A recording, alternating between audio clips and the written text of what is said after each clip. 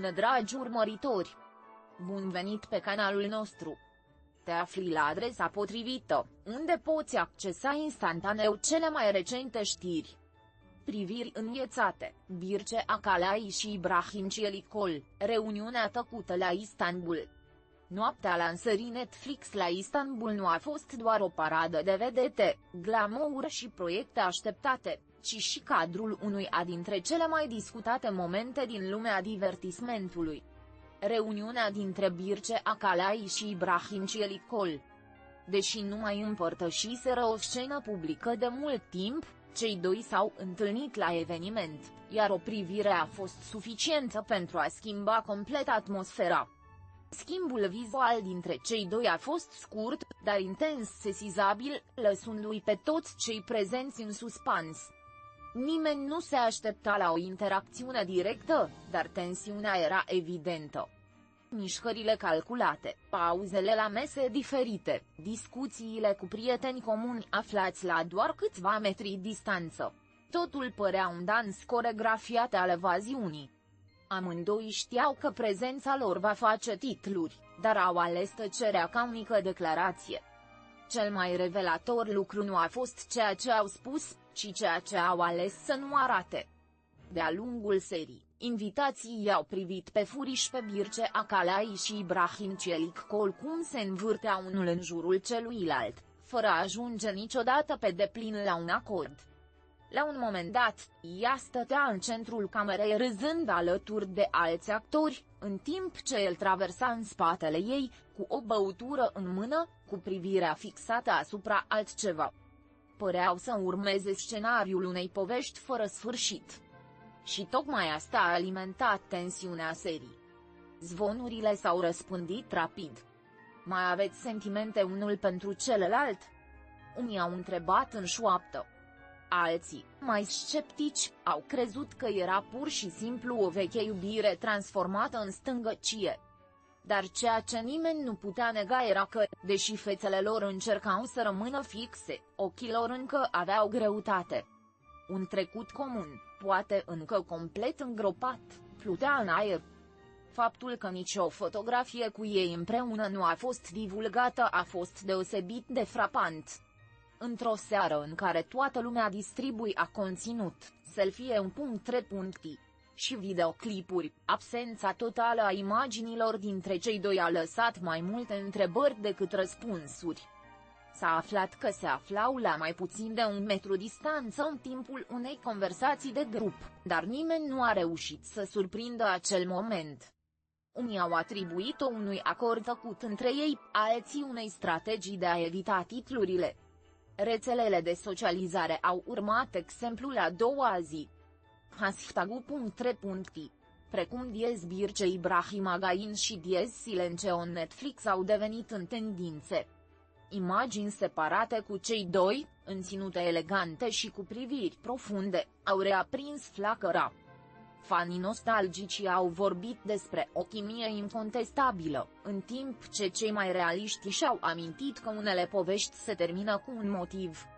Adevărul este că publicul rămâne captivat de povestea lor. Unul dintre cele mai simbolice momente a fost atunci când cei doi au fost invitați la aceeași masă de către un grup de prieteni comuni. Deși nu au stat împreună, au împărțit același spațiu timp de peste 20 de minute. Privirile furate, tăcerile stânjenitoare și zâmbetele politicoase spuneau o poveste paralelă care nu avea nevoie de cuvinte. Publicul a simțit tensiunea și s-a abținut să intervină prea mult. Potrivit martorilor prezenți la eveniment, Ibrahim Cielicol a fost primul care a sosit și a părut calm, chiar relaxat. Birce Akalai, la rândul său, a sosit o oră mai târziu și s-a înconjurat rapid de colegi. Dar când drumurile lor s-au intersectat pentru prima dată, totul s-a schimbat. A fost ca și cum timpul s-ar fi oprit în loc pentru o clipă, lăsând în aer sentimentul că ceva a rămas nerezolvat între ei. Și acea energie era imposibil de ignorat. Amândoi au fost eleganți până la sfârșit. Nu au existat scene, cuvinte dure, gesturi care ar putea fi interpretate greșit. dar tensiunea a fost atât de palpabilă încât mulți participanți au raportat că au simțit aerul înghețat înconjurător. Acea răceală politicoasă, amestecată cu nostalgie, nu a făcut decât să adâncească misterul. Nu a fost nevoie de dramă pentru a genera titluri. Simpla lor prezență împreună a făcut exact asta. Interesant este că unii membri ai producției au comentat că a fost dificil să decidă când să-i apropie sau să-i țină separați. S-a spus chiar că unul dintre organizatori a încercat să propună o fotografie de grup cu amândoi, dar niciunul nu a acceptat. În schimb, au preferat să se miște discret, ținându-și emoțiile sub control și povestea lor ascunsă. Presa a încercat să obțină declarații după eveniment, dar atât Birce Akalai, cât și Ibrahim Çelikol au zâmbit pur și simplu și și-au exprimat recunoștința pentru invitație. Era clar că doreau să evite orice speculație. Totuși, gesturile care nu pot fi controlate, cum ar fi ezitarea unei mâini când se salută sau privirea care rătăcește fără permisiune, au vorbit mai tare decât orice declarație oficială. Cei mai fideli fani și-au amintit de acea epocă de aur când cei doi împărțeau ecranul și erau cuplul preferat al publicului. Chimia, conexiunea, afecțiunea reală care transcendea ficțiunea. Toate acestea rămân vii în memoria colectivă. Și a-i revedea în același spațiu, deși fără cuvinte, a fost ca și cum ai deschide o scrisoare veche care încă miroase a parfum. Inima publicului nu uită.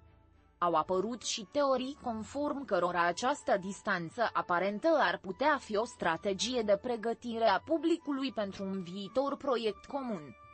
Sunt separați acum pentru a se reuni mai târziu, au spus unele forumuri de fani. Dacă acest lucru ar fi adevărat, ar fi o lovitură de maestru.